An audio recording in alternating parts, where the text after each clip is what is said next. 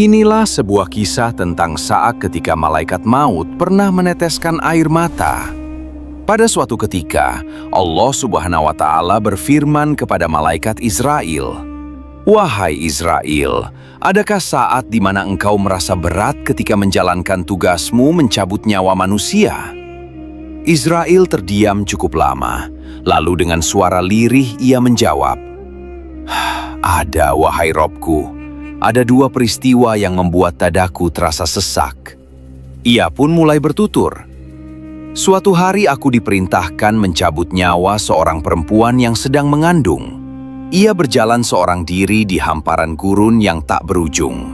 Matahari membakar kulitnya, angin panas menerpa tubuhnya, namun ia terus melangkah dengan sisa-sisa tenaga." Israel menunduk seakan kembali melihat kejadian itu. "Aku menunggu hingga takdirmu sempurna. Di tengah pasir yang sunyi, ia melahirkan bayinya. Setelah tangis pertama sang bayi terdengar, aku melaksanakan perintahmu dan mencabut ruh ibunya." Suaranya bergetar.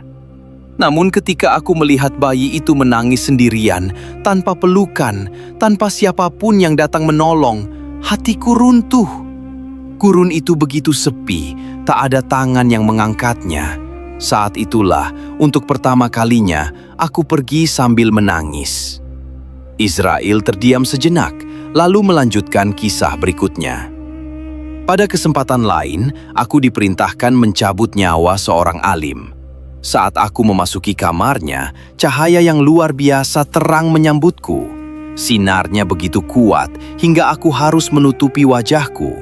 Setiap langkahku terasa seolah cahaya itu menolakku. Tetapi aku tetap menjalankan perintahmu, dan ketika ruhnya terangkat, cahaya itu ikut naik bersamanya, memenuhi ruang dan langit." Allah Subhanahu wa Ta'ala kemudian bertanya dengan penuh kelembutan, "Wahai Israel, tahukah engkau siapa hamba itu?" Israel menjawab, "Aku tidak mengetahuinya, wahai Tuhanku." Allah berfirman, "Dialah bayi yang ibunya engkau cabut ruhnya di tengah gurun.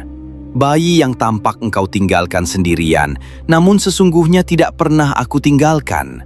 Aku yang menjaganya, aku yang menuntunnya, hingga ia tumbuh menjadi hambaku yang saleh dan membawa cahaya iman." Israel terdiam, hatinya dipenuhi rasa takzim dan haru. Saat itu ia memahami satu hal, bahwa kasih sayang Allah selalu bekerja, bahkan ketika manusia merasa paling sendirian, paling kehilangan, dan paling tak berdaya.